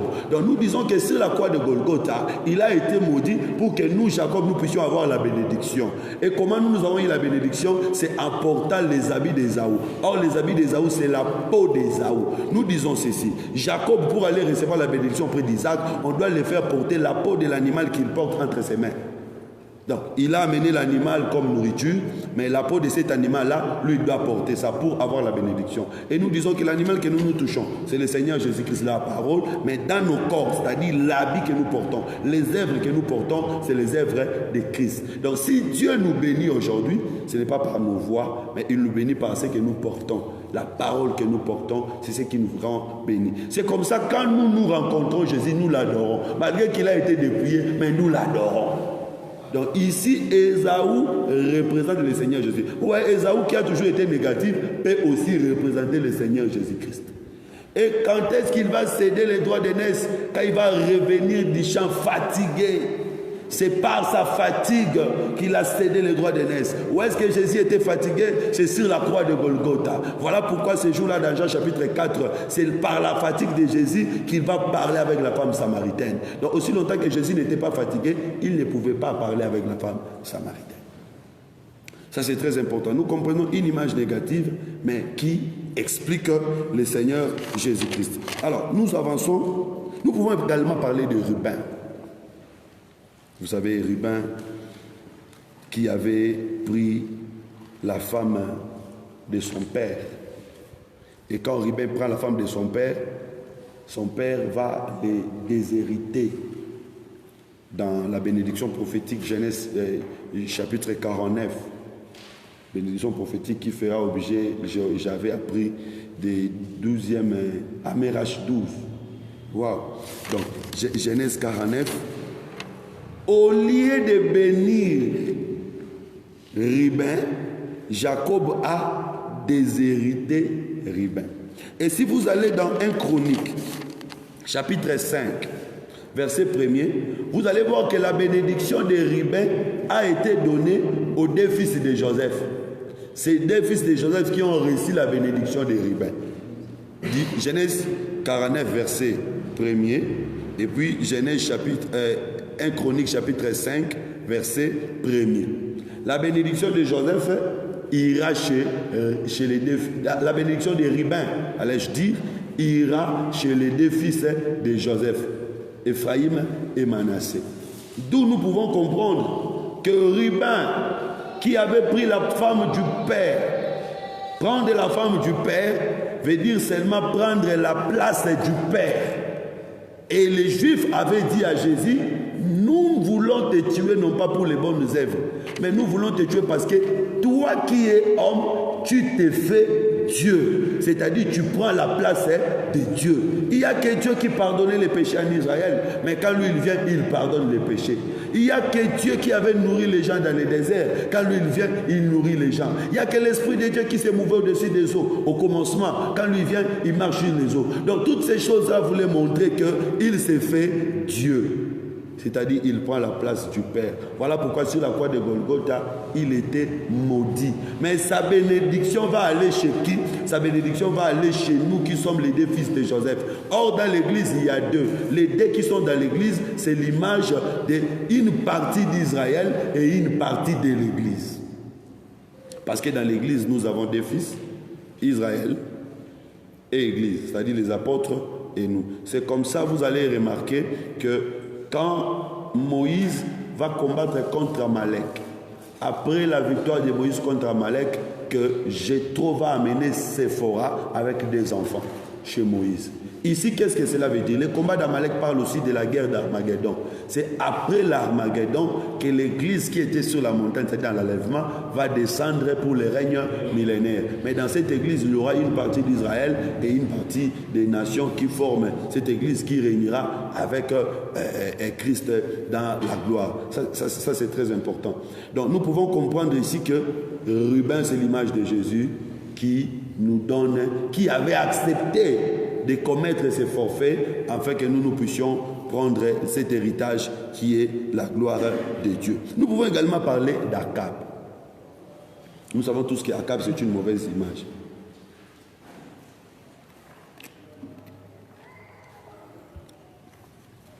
Akab c'est une mauvaise image. Dans la Bible, un mauvais roi qui a désobéi, parce que vous savez qu'en Israël nous avons des rois modèles. Il y a David et Saoul. Donc quand un roi marche dans la droiture, on dit qu'il a marché selon les pas de David. Akab n'a pas marché selon les pas de David. Mais Akab peut avoir des images positives, des images qui peuvent aussi cadrer avec notre Seigneur Jésus-Christ. Je prends un exemple. Il y a une ville d'Israël qui était entre les mains des Moabites. Akab va appeler Josaphat. Il dit, viens m'accompagner pour que nous puissions récupérer la terre d'Israël qui est entre les mains des ennemis. Josaphat va accepter. Vous savez, il y avait l'histoire des prophètes et consorts. Après, ils vont partir. Mais quand ils vont aller en guerre, Akab va se déguiser. Donc, c'est Josaphat qui avait les habits de la royauté. Akab va porter les habits de serviteurs. Ici, Akab qui se déguise, c'est l'image de Christ, qui était Dieu, mais qui prend la forme de serviteur. Mais il marchait avec Josaphat, lui qui avait l'image d'un roi. Donc quand Jésus marchait, il était à la fois serviteur, mais aussi roi. Quand est-ce qu'il était roi? C'est quand il opérait des miracles, quand il faisait des choses dans sa divinité, quand il ressuscitait des morts, quand il faisait des choses de gloire. Là, Jésus avait l'habit du roi, mais à un certain moment, il dormait, à un certain moment, il avait faim, à un certain moment, il s'est fatigué, il prenait la forme des serviteurs. Et quand ils vont dans les champs de bataille, l'ennemi va tuer la flèche. La flèche ne prendra pas Josaphat qui a les habits du roi. La flèche ne prendra que Akab qui a les habits du serviteur. Donc nous disons que sur la croix de Golgotha qui est champ de bataille, le roi qui est l'esprit ne pouvait pas mourir. Le roi devait partir auprès du Père, mais c'est le serviteur qui devait mourir. Donc le Seigneur Jésus comme serviteur, c'est sur la croix de Golgotha qu'il est mort. Donc Akab qui s'est déguisé, il représente Christ. Et la Bible dit ceci, quand la flèche atteint Akab, parce que la flèche avait atteint Akab par défaut de cuirasse. Or, les défauts de cuirasse ici représentent aussi les péchés. C'est sur la croix de Golgotha. Le Seigneur qui n'a jamais péché avait porté nos péchés. Voilà pourquoi la flèche l'avait atteint. Quand il porte la saleté, le Père les culte, il les quitte, il dit Père, Père, pourquoi m'as-tu abandonné? Effectivement, parce que le Père n'habite pas là où il y a la saleté. C'est-à-dire les défauts de cuirasse d'Akab, c'est ça l'image des péchés que Christ avait porté. Voilà pourquoi la flèche de l'ennemi l'avait atteint. Mais quand la flèche l'a atteint, la Bible dit que le sang d'Akab coulait sur les chars. Et on va prendre ce char, on va l'amener dans une source d'eau où les femmes prostituées se lavaient. Et donc l'eau du char va entrer dans l'eau et les femmes prostituées vont se laver l'eau qui avait le sang d'Akab. Ici, nous disons que le char, vous savez avec moi que quand Élie était en train de monter, Élisée l'avait appelé char d'Israël. Donc un serviteur de Dieu, c'est un char. Un véritable serviteur de Dieu doit avoir sur son corps le sang d'Akab. Un char doit avoir le sang d'Akab. Ici, Akab qui est mort dans les champs de bataille, c'est le Seigneur Jésus-Christ. Serviteur de Dieu doit avoir le sang de Christ en lui. Amener le sang de Christ dans la source où les femmes prostituées sont en train de se laver. Cette source est l'image de l'église. Le sang de Jésus doit venir dans l'église. Les femmes prostituées doivent se laver cette eau-là pour cesser la prostitution. C'est-à-dire la parole que nous prêchons, c'est la prédication de la croix. Et toutes ces femmes qui ne croyaient pas en Christ, c'est-à-dire le peuple qui ne croyait pas en Christ autrefois, en se lavant cette eau, sera purifié. Donc, cette démarche nous permet de comprendre la femme, de comprendre Akab, qui est une image négative, mais aussi comprendre Akab comme une bonne image, alors qu'en réalité, Akab est une image négative. Alors, nous allons prendre aussi, prenons aussi Hérode.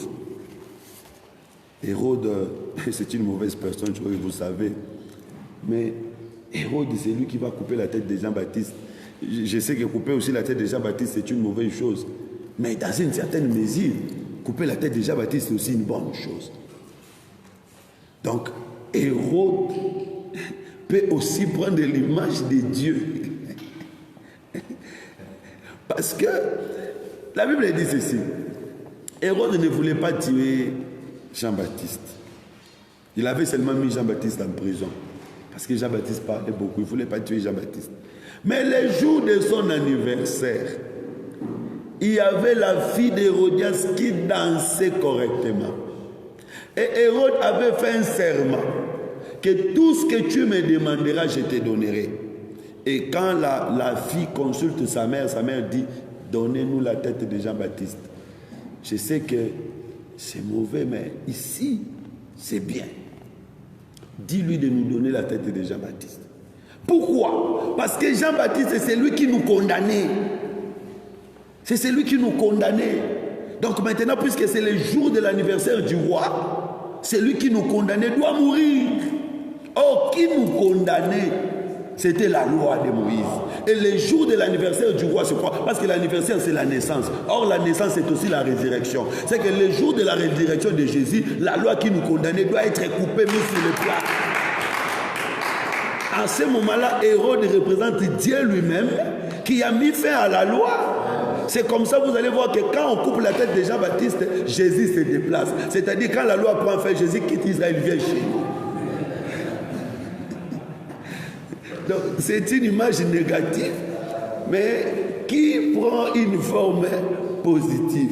Et la Bible dit, les disciples de Jean-Baptiste sont venus récupérer le corps sans tête. Nous disons que le corps sans tête aujourd'hui, c'est Israël qui n'a plus la loi. Israël est resté comme ça sans tête. Osée avait prophétisé que le peuple d'Israël restera pendant longtemps, sans roi, sans chef, sans effort, sans sacrifice. Donc cela s'est accompli et aujourd'hui, nous voyons cela. Alors, nous avons une autre image. Je suis en train d'aller comme ça, pêle-mêle, jusqu'à ce que je vais terminer. On peut aussi prendre l'image de Moïse qui prend la femme éthiopienne. Moïse, lui-même qui avait dit que c'est interdit aux enfants d'Israël de ne pas épouser les étrangères. Parce que si vous prenez des femmes étrangères, les femmes étrangères vont vous amener à adorer leur Dieu. Mais Moïse lui-même va aller prendre la femme éthiopienne. On parle de Jézabel. Oui, à la fin, je vais parler de Jézabel. Je ne dis non pas Jézabel. Jézabel, ce n'est pas l'image de Christ. Je vais parler de ça à la fin. Moïse qui dit aux gens que vous ne pouvez pas prendre les femmes étrangères. Parce que si vous prenez les femmes étrangères, elles vont vous amener à adorer les autres dieux.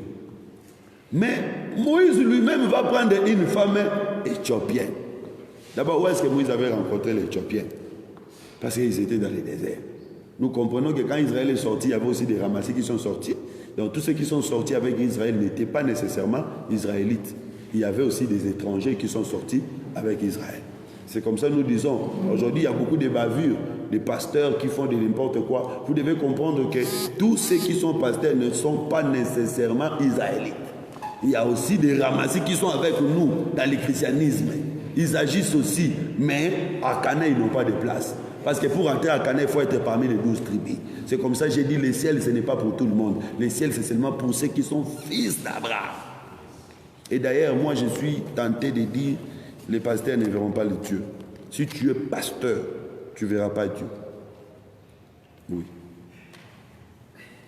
Le ciel, ce n'est pas pour les serviteurs. Le ciel, c'est pour les fils. Parce que le ciel, c'est l'héritage. L'héritage,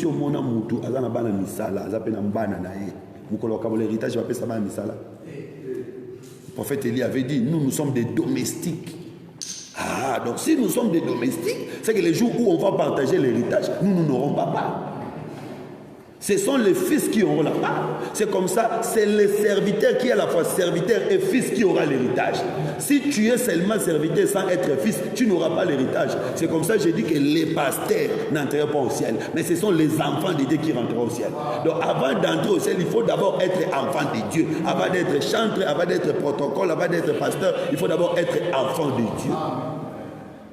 Donc, tous ces ramassis-là qui marchaient avec Israël ne pourront pas entrer à Cana parce qu'ils n'ont pas de place. Mais cette femme éthiopienne, elle va entrer.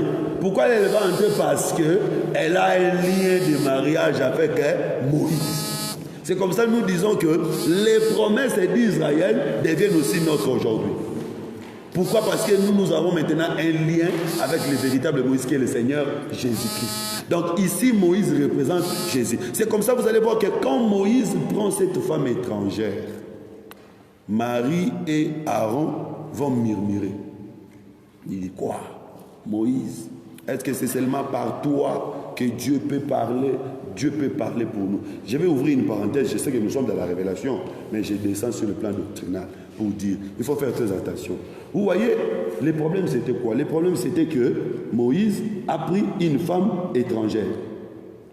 Mais quand Aaron et Marie ont commencé à parler, ils n'ont plus parlé de la question de la femme étrangère, ils ont commencé à parler autre chose. Qu'est-ce que tu veux croire? Est-ce que Dieu parle seulement par toi-même? Dieu parle aussi par nous. Oh! Mais likambo ezali likambo akeya ju mwasi ya mupaya. C'est pour dire qu'un leader, quand les gens voient tes faiblesses, ils pensent qu'ils doivent aimer. Ils vont commencer à te dénigrer, ils vont commencer à te minimiser. Donc pour préserver ton charisme, pour préserver ton autorité, tu ne dois pas pécher et que les gens voient ce que tu fais. Parce qu'il y a des pasteurs qui vont à côté de non. Quand les gens découvrent que tu es comme nous, tu fais des choses comme nous, ils ne te respecteront plus. Ils ne t'obéiront plus et puis c'est fini, l'œuvre de Dieu détruite. C'est comme ça, même si vous lisez l'histoire de l'indépendance d'Afrique ou l'histoire de l'indépendance du Congo, vous savez quand est-ce que les mouvements de l'indépendance ont commencé? C'est après la guerre mondiale. Parce que dans la guerre mondiale, les Blancs ont pris les Africains pour les envoyer combattre pour leur cause. Et quand ils sont partis,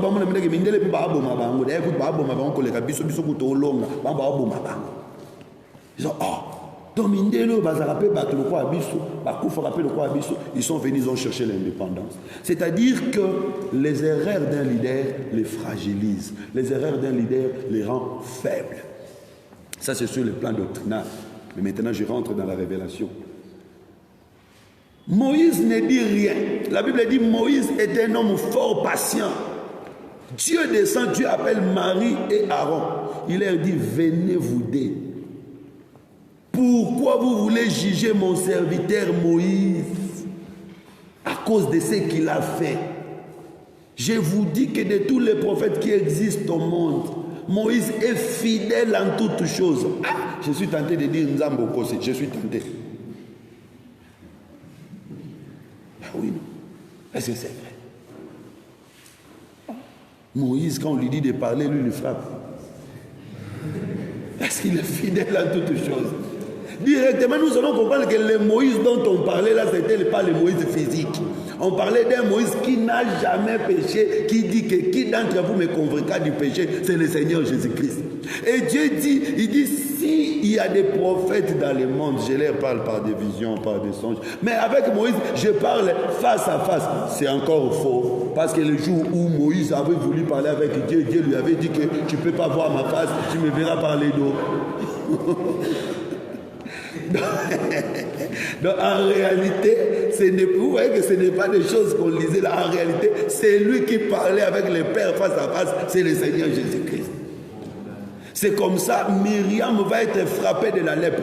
Ici, Myriam représente Israël qui s'est opposé à Jésus. Parce que ce que Jésus faisait, c'était désobéir à la loi. Guérir les gens le jour du sabbat. Tout ce que Jésus faisait là, il désobéissait à la loi. Mais Dieu le défendait toujours.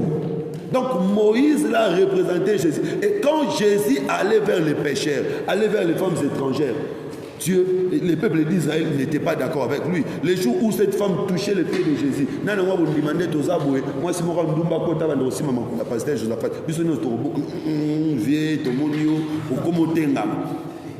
c'est-à-dire que Israël, ces gens-là avaient aussi raison.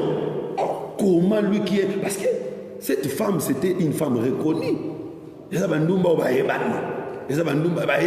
C'est une grande prostituée de la ville. Tout le monde connaît. Et elle vient avec des parfums qui coûtent cher. Donc ces gens-là avaient quand même raison de murmurer. Mais Dieu a défendu Jésus. Parce qu'il veut prendre une femme étrangère. Donc tout ça parlait de Christ qui devait venir vers nous, nous qui étions des pécheurs. Et Israël n'était pas d'accord pour ça, mais Dieu va défendre le Seigneur Jésus-Christ. Et qu'est-ce qui va se passer? Myriam va être frappée de la lèpre et sera mise hors du camp. Or, être hors du camp, c'est quitter la royauté. Aujourd'hui, Israël est hors du camp. Depuis l'an 70, Dieu a chassé Israël de la terre d'Israël, de leur terre. Donc ils sont en dehors des promesses. Et nous qui étions les étrangers, nous sommes entrés dans la promesse. Donc en réalité c'est un texte négatif mais qui s'accomplit dans le corps de Jésus-Christ. Je peux aller encore pour parler d'Abraham qui va donner sa femme à Pharaon. Abraham, il a peur de la mort. Abraham a eu peur de la mort. Alors pour ne pas mourir, Abraham va donner sa femme à Pharaon. Là, ça veut dire que... il est déjà 11 heures. Moi, je pense que c'est 10 heures. Donc, on va arrêter. Donc, Abraham, pour ne pas mourir, Abraham va donner sa femme à Pharaon. D'abord, c'est compliqué. Je crois que le docteur avait parlé de ça hier. Comment une femme de 75 ans peut être plus belle que toutes les femmes de l'Égypte? Je vous dis que littéralement parlant, ça ne tient pas debout. Ça ne peut pas marcher. Un intellectuel ne peut pas croire à ça. Une personne intelligente ne peut pas croire à ça. C'est comme ça l'évangile. Si on veut les prêcher dans toutes les couches de la population, il ne faut pas qu'on se limite seulement sur le plan littéraire, mais il faut monter aussi dans la révélation. Parce qu'un jour, j'étais en train de parler avec quelqu'un, un professeur, on était en train d'échanger, quand je lui dis, j'étais en train de lui parler de l'histoire de Lazare, il me dit, ça ce sont des bêtises. Depuis quand une personne qui meurt 4 jours après peut revenir à la vie? Médicalement parlant, ça ne s'explique pas. Et il me dit, j'aimerais que vous puissiez le faire aujourd'hui. Parce que la Bible dit, Jésus-Christ est le même hier, aujourd'hui et éternellement. Que quelqu'un le fasse aujourd'hui pour que je croie, mais je sais que c'est impossible. Je lui ai dit oui. Peut-être c'est impossible. Mais vous, là, vous êtes... plan littéraire. À un certain moment, nous devons quitter les plans littéraires et aller concrétiser les Écritures dans les corps des gens. Donc, nous pouvons comprendre que sur le plan... laissons d'abord sur le plan littéraire, parce que c'est difficile de voir une femme être plus belle que toutes les autres femmes à 75 ans. Mais spirituellement, le corps, parce qu'une femme, c'est un corps de l'homme. Et Abraham représente Dieu, sa femme, c'est son corps. Or, le corps de Dieu, c'est le Seigneur Jésus-Christ. Jésus-Christ, quand il est venu sur la terre, était plus beau que tous les prophètes. C'est comme ça Pharaon ne voulait que lui. Ici, Pharaon représente les diables. Les diables, quand le Seigneur Jésus est venu, les diables ne poursuivaient plus les autres personnes. Ils poursuivaient que Christ sur la montagne. C'est comme ça. Vous allez voir, pour Jésus, ce n'était pas un démon qui était parti, mais c'était Satan lui-même. Alors que pour nous tenter, le Satan ne vient pas, il envoie les démons. Mais pour Jésus, la Bible dit Satan entra dans Judas.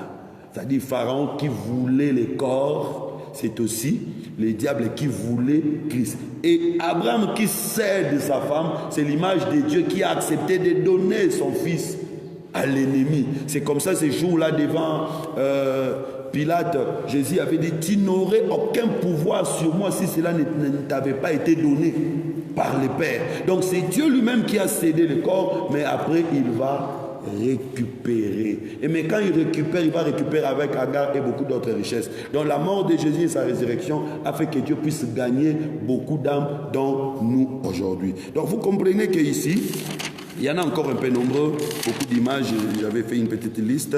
Et on peut parler de beaucoup de choses. On peut également parler de Rachel qui avait volé les téraphines de son père. Et quand Laban poursuit, Laban arrive là où ils étaient, Jacob va dire il n'y en a pas, que c'est lui qui en a marre. On cherche partout, mais on arrive chez Rachel. Laban ne pouvait pas toucher Rachel à cause du sang. Nous pouvons dire que Jacob était sorti, mais Jacob laissait Laban dans ses forces. Parce que ces dieux-là, c'était les différentes forces de Laban. Mais quand Rachel dérobe les dieux de Laban, c'est-à-dire Rachel a dérobé la force de Laban, nous disons que le véritable Rachel, c'est le Seigneur Jésus-Christ. Sur la croix de Golgotha, Jésus-Christ a ôté toute la force de l'ennemi. Voilà pourquoi aujourd'hui nous disons que l'ennemi ne peut rien nous faire. Je vais terminer pour dire, quand on étudie les images négatives qui s'accomplissent dans le corps de Jésus, il faut veiller sur les contextes parce que ce n'est pas toutes les images négatives qui vont s'accomplir dans le corps de Jésus. Faites attention avec Jézabel, n'est pas le type de Jésus. Parce qu'il y a des gens qui pensent que Jézabel qui a été précipitée du ciel et que les chiens sont venus manger son corps, c'est l'image de Jésus parce qu'il tombe du ciel. Non, Jézabel qui est précipitée, c'est l'image de la fausse église. Aujourd'hui, les eunuques qui précipitent la fausse église, ce sont les véritables ministres de Dieu. Les vrais prédicateurs, quand ils prêchent, ils précipitent les faux enseignements. Et les chiens qui vont manger l'enseignement qui est tombé, ce sont des fidèles du monde, des chrétiens païens qui croient aux fausses doctrines. Moi, ma terre m'avait dit, c'est-à-dire que ce sont des chiens qui mangent ça, ils iront en enfer. Faites attention également avec les serpents du jardin d'Éden. Faites attention également avec le roi Négabstar, avec Pharaon, et ainsi de suite. Je crois que pour aujourd'hui, nous allons nous limiter là. Demain, on va essayer de voir les types et l'antitype. Et si Dieu va permettre, nous allons voir aussi les jours qui vont suivre l'interprétation des évangiles et des paraboles. Et à la fin, nous allons terminer sur l'interprétation des épîtres et de l'Apocalypse. Que Dieu vous bénisse. Je ne sais pas s'il y aura des questions. 5 minutes pour des questions, on va conclure. Merci bien, merci à tous ceux qui nous ont suivis en ligne. Vous étiez tellement nombreux. Que Dieu vous bénisse. Que le Seigneur bénisse abondamment. Donc demain, nous serons encore là à partir de 8h30 déjà. Nous allons commencer une petite intercession et puis après, nous allons commencer notre enseignement. Je crois que demain, nous allons terminer à temps. Donc 8h30, heure de Kolwezi. C'est 9h, je crois, à Kinshasa. 9h, heure de Kinshasa. 9h30, heure de Kinshasa. Et puis Paris, ça sera aussi 8h30. Merci bien. OK. Donc je remets la parole à l'auditoire. S'il y a des questions, je vais répondre rapidement. Et puis nous allons clôturer. Mais pour les lives, je crois que nous allons nous arrêter là. Merci bien, que Dieu vous bénisse.